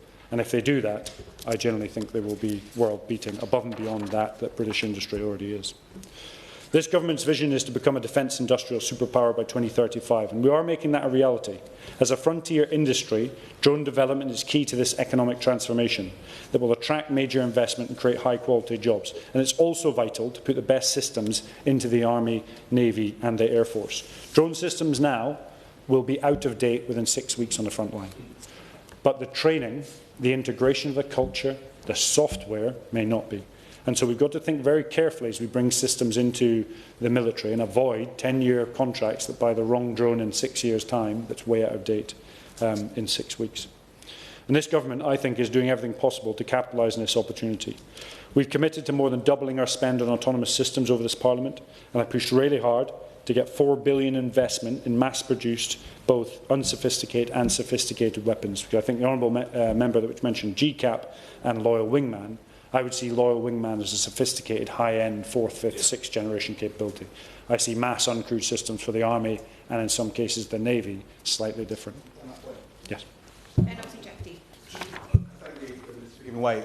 Just on the point of those low-end attritable systems, if we're talking about this being introduced sort of at an Army Marine level, at a section level strength being a capability that you'd have like a light machine gun, at what point are we going to look at redesigning our entire military capability in terms of both logistical supply of those with the batteries and the parts? And we all know that soldiers carry too much kit already, and carrying more batteries for drones is going to be key in that. But how are we going to redesign effectively the section attack to incorporate drones? Because this is the point I made earlier in my speech, was this is a fundamental shift in the way that the Army fights battles. And it doesn't seem to, I mean, I appreciate that the Minister's doing everything he can to introduce drones into the ecosystem, but it seems to me that we are making huge changes here. This is almost the same as introducing the machine gun and then wondering why we don't know how to fight it properly when we get to the battlefield. So I'd be very interested to hear what we're doing to further that. Minister. So I think it's a combination of the two. One is, yes, it's a machine gun moment for the Army, but it's also an Air Force moment for the whole military. And we need careful consideration how we're going to integrate this. If you take the Ukrainians, for example, they have combat companies will fly 150 FPV drone strikes a day. And they will do that with separate teams, flying in support of infantry, much as we would have had close air support in the past. A drone team may fly 50 drone missions a day, with 80% lethality and accuracy. So I will leave it down to the generals and the admirals and the air vice marshals to work out how they integrate this system. What I would say is that it must be integrated at the section infantry level all the way to the division level in the Army, and sort of from single ship all the way to the fleet level in the Navy. And I mean from single aircraft, if not major drone, all the way to fighting formations in the Air Force. And I think that's the level of integration that's going to be required. I think it's pretty seismic. And just on that, where we are talking about this high-low-end mix earlier, we will help deliver Europe's first hybrid carrier air wing. And you mentioned, and I also agreed that GCAP and the Loyal Wingman programme are sophisticated capabilities, but there's nothing to say that it's not no pun intended, a Russian doll method of where something releases something smaller that becomes more attritable and more mass-produced, which I think is probably where we're going with a lot of these systems. We're also enhancing our uncrewed naval platforms. The patrol of the North Atlantic and protecting our continuous at sea deterrent can adopt some of this technology. And we will move towards, as you mentioned, a 20-40-40 capability mix for the British Army, which I think is essential and being proven in case in Ukraine at the moment. That's 20% crewed, as you mentioned. It's 40% reusable and 40% disposable uncrewed systems. I would like to see a lot of these drones used as ammunition.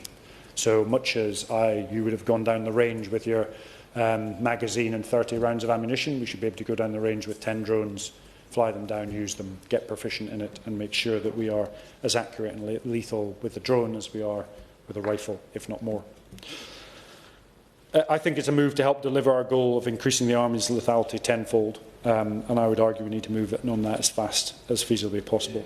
But I would say that the critical component of this is that our partnership with industry, not just the big primes but SMEs, is key to delivering those ambitions. And that's why we've established UK Defence Innovation, to connect with investors, get those SMEs to be able to break into the defence market, innovators and startups, which we know has been a problem in the past. And while we ensure rapid identify and back innovative products that will give us a military and indeed an economic edge. Now, to integrate these new technologies across 3 military services, and I think this is the critical component, is the creation of an uncrewed centre of excellence. So let's establish a centre of excellence alongside a range and a testing facility surrounded by SMEs and industry with the people who know what they're talking about, because there is a lot of snake oil out there as well. Put them in one place, and then, as I mentioned before, go slow as smooth, smooth as fast, and allow them to help the Army, Navy and Air Force contract the same hardware that different hardware that has simultaneous and integrated software. That's how you'll create the capability that we'll be able to talk to each other in the future. Yes. I called my reform the integrated procurement model because I think he's right, integration is so important. It has been a deficiency of our bottom-down approach. But does that not mean we will need some kind of C2 system for our military? I remember when I was in post, there was a lot of talk about ACTS. ACTS was the system that had been developed for NATO, but was frankly not fit for purpose. That will be a very significant investment. Is this something that the MOD is currently looking at? So as you'll see in the SDR, there was £1 billion onto an integrated targeting web. And I think that's what ties all of these systems together. The only way it will tie together is that the software is interchangeable. And indeed, if you were then to lay upon AI and quantum, you're then taking it to the next step of where you are starting to move people further back down the chain. I believe we'll always have to be in the chain, but we'll move back. Our adversaries may not. And I think that will be a pivotal change in the way of warfare again. So that uncrewed centre of excellence is one to watch, and that within the SDR will be announced, and in place by February.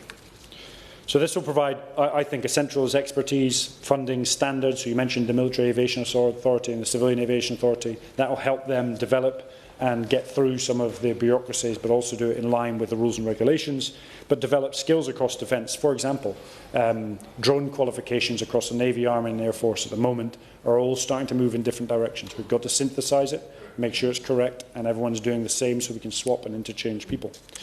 And that will help deliver a regulatory framework in which our companies can succeed. And in June, we announced a landmark partnership with Ukraine to share technology, harness the innovation expertise from the front line and increase our industrial cooperation, which is critical because the innovation is moving at such a pace on the front line. Our plans, I think, are a shot in the arm. I think we need to continue to push as hard as feasibly possibly for what is already one of the leading uncrewed system sectors in the world. Yes. Recently we saw the Accurate Ocean Pioneer granted a licence by the Marine and Coast Guard Authority. Do we think that by pushing out more civilian licences to enable more companies to be able to develop those autonomous platforms, things like the maritime applications for drones will be enhanced more quickly? I appreciate that almost anyone can, not almost anyone, but you can set up a drone and fly it relatively easily. Getting something that floats in the water, particularly something sizable that has a civilian application, is quite difficult. Do we think that advancing the number of licences given to companies working on autonomous maritime capability would be an advantage? Minister. The reality is the governance and compliance of some of these systems has not kept pace with the innovation in the technological or the industrial world. And I think the Drone Centre of Excellence is that area where we're really going to cut through that. If you look at some other countries and how they're using dual-use technology, drone delivery of shopping through to resupplying in disaster zones, through to mapping and tracking forestry for carbon capture, we're on the very cusp of a change. And interesting, if you look at the key capabilities of where each drone requires to sustain itself to innovate, look where those capabilities come from. And it would give you a lead, perhaps, where we should be focusing from an economic perspective as well. The Honourable Member for Strangford, I thought, was a really interesting point. He mentioned Star Wars. It feels a bit like that. I actually, when I watched the first destruction and sinking of a Russian frigate, said it was a cross between Star Wars and Dam Busters, because that's the leap it was making of where 3 ships were sunk in 3 weeks by relatively simple, uncrewed systems, taking out the most significant naval platforms in the world. And a lot of people would say as these ships get removed off the line of march, one of the biggest mistakes would be replace them with the same capability. So in conclusion, drone warfare from my perspective is today's reality. Capabilities are evolving faster than any of us can possibly imagine in Ukraine, and it's why the government's response has been both immediate and decisive. But we've got to go faster and we've got to go harder. Through clear leadership, unprecedented investment and closer work with industry and, importantly, our Ukrainian partners who are at the cutting edge, will ensure Britain remains at the forefront of this revolution. And I genuinely believe we will get there. We will make us stronger abroad and secure at home. Peter Fortune to wind up. Thank you very much. And can I thank the Minister for attending today and responding. I have huge personal respect and regard for him, and I feel confident that not only did he hear what we were saying today, but he was already on top of it. He recognises it, and I trust him to have the grip, the focus and the pace to move forward with this, and I know that he will have our support when he does so. For the Shadow Secretary of State, whose excellent speech literally nearly brought the roof down, there was a range of well-informed views, which goes to show his huge experience. But what most struck me was the story of going to the SME and hearing about how these small businesses can get and prepare the drones quickly and at pace and get them out on the front line. I think that was very striking. The member for Caithness, Sunderland and Easter Ross started, well, as somebody who trained as a loader for the Challenger 2, it's always good to spend half an hour talking about how you blow them up. So it was rather disturbing, but I think he was absolutely right to talk about that dreadnought moment and the fact that we are at that point of inflection and change. And that was developed by my honourable friend from Huntingdon, who again continued to talk about how he would blow me up. But he did so with the knowledge from his previous career, with passion and compassion, to talk about how we rethink modern conflict. The member for Epsom and Ewell talked about the reality of warfare and how drones can be used to keep our soldiers safe, especially with developing technologies around AI. But what she also touched on was about the ethical and moral issues, which, whilst we didn't debate for too long today, is possibly something for further debate. And of course, and as ever, the honourable member for Strangford, who talked about change and the change he's seen and the pace of change from the marvels of science fiction to becoming the reality of modern warfare today. And to build on the Star Wars theme which he developed, I think we all recognise that with his wisdom, kindness and sagacity, he remains the Obi-Wan Kenobi of Westminster, and we always thank him for his contributions. But mostly, I think what has struck me has been the tone of the debate today. It's been positive, and it goes to show that we are in this place all patriots. And as patriots, we recognise that the battlefield is changing, and we have a duty to our brave service personnel to ensure that they are prepared and equipped to fight on our behalf. Thank you. Well done. Well done. The question is that this House has considered the use of drones in defence. As many of that opinion say aye. Aye. Of the contrary, no. I think the ayes have it. Order, order. The sitting is suspended until 11 a.m.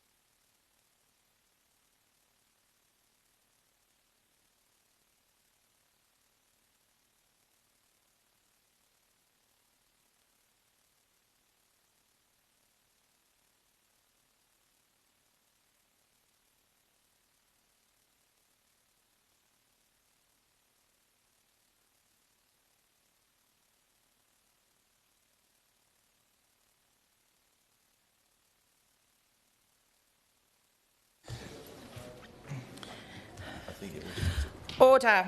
I will call Sir Christopher Chope to move the motion and then the Minister to respond. I remind other members that they may only make a speech with prior permission from the member in charge of the debate and the Minister. There will also not be an opportunity for the member in charge to wind up, as is the convention for 30-minute debates. Order, order. Sir Christopher Chope to move the motion. Ms Lund, it's a pleasure to serve under your chairmanship. I beg to move that this House has considered government support for people harmed following COVID-19 vaccinations.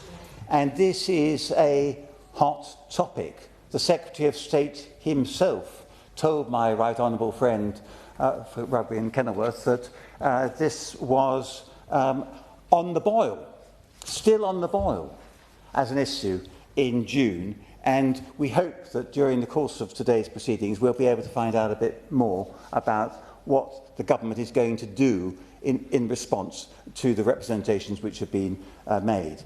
I've been campaigning on this since the summer of 2021, when it first became apparent that some people had suffered serious adverse reactions, in a few cases fatal ones, as a result of having taken vaccines against COVID-19. That summer, over 4 years ago, I presented a petition calling for reform of the vaccine damage payment scheme, and I quote, to maintain vaccine confidence and provide urgent support for those injured or bereaved through COVID-19 vaccinations. The complacent government at the time responded as follows. Once more is known about the possible link between the vaccine and potential side effects, it will be considered whether a wider review of the VTPS is needed. Well, isn't it regrettable that 4 years on, we're in exactly the same position? The government's line, the new government's line, is we are not sure whether we're going to review the VDPS, and if so, how we're going to review it and in what respects. So what has happened since? I spoke to a private member's vaccine damage bill, which I introduced on the 10th of September 2021, expressing my concerns about the victims of these vaccines. At that stage, there had only been 154 applications under the vaccine damage payment scheme.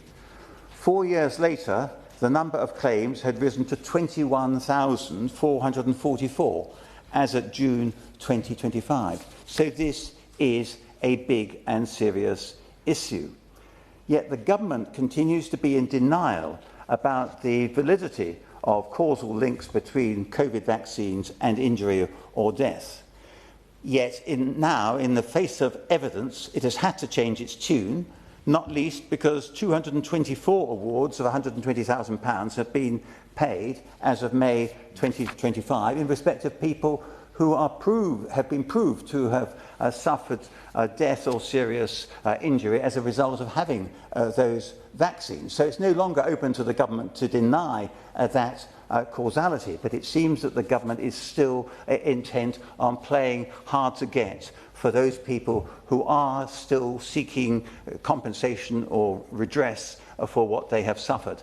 And this fits in very closely with the whole issue of vaccine confidence. We've heard recently about issues around vaccine confidence and the declining take-up of MMR vaccines and other childhood vaccines, but now our levels of take-up are well below the WHO recommended levels. And essentially, the whole of the scheme for vaccine damage payments was introduced in order to give confidence to people who did the right thing in terms of public health.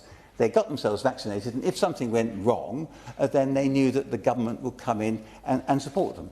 That is not now happening, or at least not sufficiently in large quantities, and as a result, the word on the street is that if you take a vaccine and you take the risk on behalf of public health, then if something goes wrong, you're probably going to have to pay the consequences yourself, and the government's not going to help. It's now universally accepted that COVID-19 vaccines were not absolutely safe and effective, as was claimed at the time. For a few people, the vaccines have been a disaster. The charity UK CV Family continues to campaign fearlessly for those victims, and later this month they'll be hosting a 2-day seminar in London with leading lawyers and medical practitioners to consider some of these issues. UKCV and others gave evidence to Module 4 at the COVID-19 inquiry in January, arguing for reform of the scheme, and the hope at the time was that there would be an interim ruling or report before now, basically asking the government to get to grips with reviewing the scheme because of the injustice that it was being caused. Nothing seems to have happened about producing an interim report so far to Module 4. The recognition that the reluctance of government to face up to the facts about COVID-19 vaccines is widespread globally led to the publication of Canary in a COVID World, a collection of essays from 34 contributors across different countries, and I was privileged to be one of those contributors. Another contributor and co-author was Dr. Peter McCulloch, whose latest book on vaccines, mythology, ideology and reality was published in July and for a time was in the New York Times bestseller list. The importance of this issue for tens of thousands of people cannot be overstated, and yet the government continues to vacillate. Of course I will. I'm extremely grateful to my honourable friend for giving way, and I congratulate him not just for securing this debate but for all the work he's done on this subject. And he knows that he and I and our right honourable friend for Tatton and others have been raising this subject for many, many years now.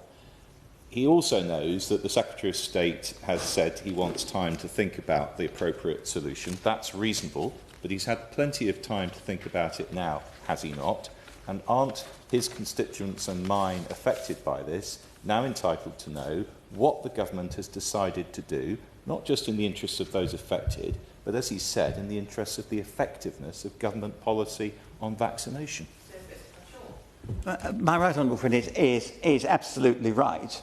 And I have before me the answer which he received from the Secretary of State when he raised this at Health Questions on the 17th of June.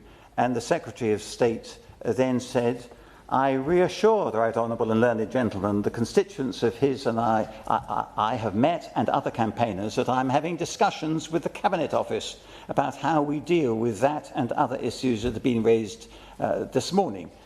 He knows the complexities involved, and I've been grateful for his advice as a former Attorney General. I do not have specific progress to report now, but I reassure him and campaigners that this issue has not gone off the boil, and we are working to find a resolution. Well, that's almost 3 months ago. And so what has happened in the interim? And I hope that the Minister, who I'm pleased to see in her place, will be able to deliver a response to the questions as to what review is being carried out, which aspects of the scheme are being reviewed, when is evidence going to be invited, if that's going to happen, what is the timescale for all this, because at the moment people are in the dark, as my right honourable friend said. I'll give way to my right honourable friend. And I too want to acknowledge all the work that my honourable friend has done, absolutely tenacious on this issue. And I was a minister in the Cabinet Office, so I know I had the calls, I had the questions on the floor of the House, and I had the meetings. And I hope I can be of help to the Minister here today, because a lot of the heavy lifting has been done in the Cabinet Office and in the Health Department, and some of the key questions that my honourable friends had raised was about the amount of money in compensation. Why has it not been increased in decades, at least increased by inflation in decades? And a lot of that was put forward in the Cabinet Office and the Health Department, and that a lot of the work has been done and should have come to fruition now, particularly a year on into a new government. And the other one was about people fearful of being clocked out, not having enough time to be compensated. And we now need the clock to start once they're in the system, and the clock not starting on them when they're out of the system. Work's been done on that as well. Well, I'm very grateful to my right honourable friend, and I hope that the Minister will have listened to that intervention and will have direct answers to the questions that my right honourable friend has raised. I perhaps need to take this opportunity of having spent so much time badgering her when she was a minister at the Cabinet Office to get something done on this issue. And I think in the end, I reached the conclusion that she'd been badly let down by the officials in her department. And it was unfinished business at the time of the general election. But if the current Secretary of State has been and is in discussion with the Cabinet Office, then another 15 months have gone by since then. And I would hope that, having regard to the work that was done before, we would now be getting close to having answers. Yes, of course I will. Thank you very much. It's not just about the damages figures, it's also about those who would qualify through or don't qualify through the vaccine damage payment scheme. It states they must have a 60% permanent disability. My constituents, and I've spoken to the honourable gentleman about this, many people with serious but not qualifying conditions, meaning those who suffer long term but don't meet a threshold, may get absolutely nothing. So does the honourable member agree that there has to be a better way, there must be a better way of issuing assistance as opposed to creating a threshold which is not realistic in relation to the suffering of others and those who don't qualify? Well, I agree with my honourable friend, absolutely. And if you have suffered serious adverse effects as a result of having a COVID-19 vaccine, it's not much consolation to you or your loved ones, or indeed to other people with whom we're trying to build confidence in vaccines, to be told that because you're only 30% disabled, you're not entitled to a penny. If you're 59% disabled, you're not entitled to anything, even if that disability was caused by the taking of the vaccine. And to put all this in context, Ms. Lill, the VDPS scheme was set up in 1979 in order to boost confidence amongst those who were receiving vaccines. And in the period between 1979 and the 31st of March 2025, all non-COVID vaccine claims totalled 958. That was the total number of claims. And of those, as at the 31st of March, 331 were still live, 88 of which had been waiting for more than 12 months, and only 9 had been successful. So that's hardly a confidence-building measure. But as I've said already, as at the end of June, there were over 22,000, in other words, more than 22 times as many claims for vaccine damage caused by COVID-19 vaccines. And so it's hardly surprising that there's been a decline in vaccine confidence amongst the people. And that's why, as my right honourable friend was just saying, we need to get some urgency into this. And when I've asked questions about this, I keep getting fobbed off with unsatisfactory answers. And most recently, on the 7th of July, in answer to my question, the Minister said, "I'm not in a position to comment on timelines for the consideration of options for reform or recommendations for change." Well, aren't those options being considered now? And when are they going to be brought forward? Ministers continue to consider options covering both potential reforms and the situation of those who've suffered harm. But they won't tell us anything about what the timescale is. So what are we to do? What are the punters meant to do about this? And we're still waiting, as I said, for the report to come from the inquiry, particularly into Module 4. But the evidence that was given to that inquiry was absolutely compelling. And I'm going to quote very briefly, in conclusion to this debate, from the evidence that was given in the introductory statement before Baroness Heather Hallett. And what he said is that during the early months of the vaccine rollout, those who experienced adverse reactions found it nearly impossible to access information about vaccine injuries in the mainstream media. This lack of coverage contributed to feelings of fear, isolation, and a heightened likelihood of being disbelieved. Adverse reactions to the COVID-19 vaccines were largely absent from mainstream media discussion. When they were eventually covered, the stories were often framed with an emphasis on the rarity of such reactions, the safety of the vaccine and the millions of lives it had saved. Members of the COVID vaccine adverse reaction and bereaved groups who participated in interviews with mainstream media often had to agree to censor themselves or had their words altered during editing. We now know, Ms Lewell, that they were right, that their concerns that these injuries and bereavements had been caused by the vaccines, they were correct, although the government at the time was in denial. But this is just added to the trauma of these victims and their families. And I just hope that the government, which I always hope is going to be sympathetic to those who are in need and in plight, that they will now wake up and put a proverbial under the UK government authorities, which are trying to forestall any action. One can just see the way in which the previous government's ministers were disregarded on this issue, and how the NHS just carries on doing its own thing in being in denial. I hope that the Minister, in responding to this debate, will be able to give us time scales for this, exactly what is being discussed and what isn't being discussed, and when we are going to be able to report something positive to those of our constituents who continue to suffer. Question is that this House has considered government support for people harmed following COVID-19 vaccinations. Minister. Thank you, Ms Lewell, and it's an absolute pleasure to serve under your chairship today.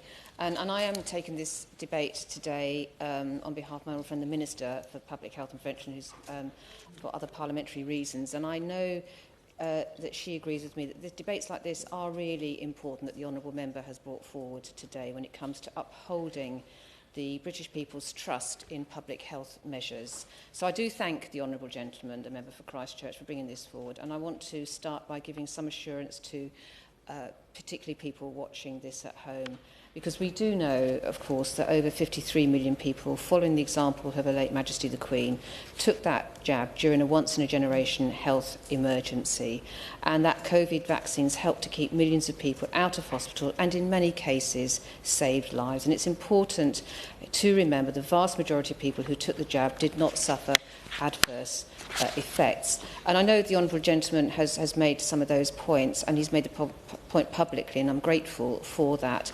But that does not mean that we should turn a blind eye to the rare and the tragic instances where things have gone wrong, as he has eloquently highlighted. And I do want to take the opportunity to pay tribute to some of those campaigners, to Kate Scott, Sheila Ward and Kelly Hatfield, for their tireless campaigning on this issue, and to Gareth Eve and the family of John Cross, all of whom have raised the issues of vaccine injury with my ministerial colleagues. Their loved ones took the vaccine because they wanted to protect their families and the NHS. And today these brave campaigners are still fighting for all people who suffered adverse reactions. They're not statistics, and as honourable members have said today, they are our people, they're our constituents, their voices must be heard, and I'm glad that they continue to have the opportunity to raise their concerns with my right honourable friend, the Secretary of State for Health and Social Care, and with my colleague, the Minister for Public Health and Prevention. The conversations are difficult, but they are essential to making Whitehall understand where the system falls short and where we can make a meaningful difference. Because it's not just a question of making sure systems are in place to support people when things go wrong. As the Honourable Gentleman has outlined this morning, it is about maintaining public confidence in our health service and vaccination programmes altogether. And that is what is at stake today in this debate, and that's why I think it is really helpful to bring forward the debate. That said, I think I'm not going to be able to assure the Honourable Gentleman on the exact timelines that he is asking for today, but I do want to assure him that we are not, on some of his comments, even about his own government, being either complacent or playing hard to get, as he has said. I echo the Secretary of State's comments to the Honourable Member for Kenilworth and Southam back in June. We are taking tangible steps to improve the administration of the Vaccine Damage Payment Scheme, known as the VDPS. As Honourable Members know, the scheme is the statutory route through which those who have suffered serious harm as a result of vaccination can apply for financial support, and the scheme has been in existence for many years. But since the COVID-19 vaccination campaign began, there has been that rise in the number of applications. That's to be expected, given the record number of vaccinations given in such a short time frame, but it has put pressure on the processing time, and that is why the Department has been working with NHS Business Services Authority, the administrators of the scheme, to modernise operations, improve the experience of those who apply for an award, and to process claims at a faster rate. To get this done, additional medical assessors have been appointed and the application process has been digitised. Now, NHS Business Services Authority have also been working to improve the return rate of medical records from healthcare providers required to assess claims through engagement with NHS institutions and using subject access requests as needed. Now, in regard to the ongoing work, we do recognise that the concerns go wider with this scheme than the application process, and we've heard those calls from the Honourable Gentleman and from other members present and from campaigners, and as he references the hearings for the COVID inquiry, asking the government to look at the issues such as the eligibility criteria for the scheme and the current award amount. Last September, my right honourable friend, the Secretary of State, met with those campaigners on this issue, and ministerial colleagues have had a number of further meetings since. And in those meetings, my colleagues have set out that while any changes to the scheme would be a cross-government decision, our door remains open to campaigners, and we will do everything we can to keep progressing this at pace. Now, I do recognise that individuals and their families who have suffered harm following vaccination are waiting on a more detailed update. But I do want to reassure them and that the Secretary of State and ministers are continuing to look at these issues and continuing to look at a range of options. And I reiterate the comments that Secretary of State made at Health Questions. But we do want to be clear in our response, and I'm not going to be able to offer him that timeline that he wants today. I'm happy to take him back. She says she can't give us an exact timeline. Could you give us an approximate time? Is this going to be finished before the end of this year, for example? That's not an exact timeline, but it would be an indicative timeline. And when she talks about they're considering various options, can she not explain which of those options are being considered or which ones are not being considered? For example, is it increasing the £120,000 payout being considered? Is reducing the disability threshold from 60% being considered? Is disapplying the 3-year limitation period for the bringing of civil claims being considered? Please, can we have yes or no to those things? We're not asking for the decisions on those, but whether they're being considered or not. The Honourable Gentleman tempts me to give more details and something that I can't do today, but I absolutely take back to the Department that more broader request for timelines and consideration of what those things are considered, and I'll make sure that we do get back to him as a result of this debate on that. With regard to the MHRA, the Gentleman has also and voiced by his colleague from Tatton questions about the effectiveness of MHRA in monitoring harms. Now, the MHRA is globally recognised for requiring high standards of safety, and vaccines used in the UK are only authorised once they have met robust standards of effectiveness, safety and quality. Once approved, the comprehensive post-market surveillance of a vaccine begins, where the benefits and risks of the vaccine are very closely monitored. And the MHRA collects data through the reporting of adverse reactions by the public and healthcare professionals to the Yellow Card scheme, as well as from other information sources from both domestically and internationally.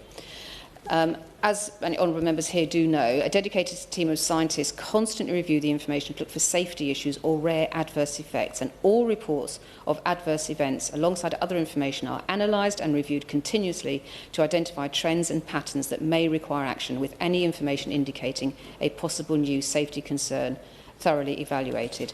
An updated advice for healthcare professionals and patients is issued where appropriate. The COVID-19 vaccines have been scrutinised continuously since rollout with MHRA, having implemented a proactive surveillance strategy for monitoring the safety of all UK-approved COVID-19 vaccines. Now, Ms Lewell, in wrapping up, I just want to end by saying the vaccine programme has... Yes, okay. I'm most grateful. Obviously, she's got a brief which is being given to her by officials on behalf of the Minister for Public Health, who is not able to be here for other reasons. Can she give me some assurance that I will be able to meet, together with my colleagues who participated in this debate, the Minister himself, so that we can go over some of this stuff? Because I realise that the Minister hasn't got the discretion to be able to respond to this debate, but the Public Health Minister would have that discretion. And so I'm wondering whether she can guarantee that we can fix up a meeting, please. The Honourable Gentleman, of course, is a very experienced campaigner and asks his question absolutely. I know my Honourable friend is very happy to meet people and discuss this, but I can also assure him that the Secretary of State is absolutely looking at this very much personally himself as well. So I will take that request for a meeting to meet my Honourable colleague back to the Department, and I'm sure that she will be happy to do that. The vaccination programme, can I just end, Ms Lewell, to say the vaccination programme was an immense contribution to public health during a once-in-a-lifetime health emergency, and many of us do remember the sense of relief felt by ourselves, our members of family, once they got that text inviting them to come forward. For a small number of people and their families, it brought pain, loss and hardship, and we must never forget them, and our responsibility as a government is clear. We are absolutely committed, as I have said, to further work to improve the scheme, as well as continue to engage with those who are affected and have suffered vaccine harm to consider how the system better reflects their needs. And that does include the issues raised by the Honourable Gentleman and other colleagues here today on behalf of all our constituents. The question is that this House has considered government support for people harmed following COVID-19 vaccinations. As many are of that opinion, say aye. Of the contrary, no. I think the ayes have it. Order, order. The sitting is suspended until 2:30 p.m.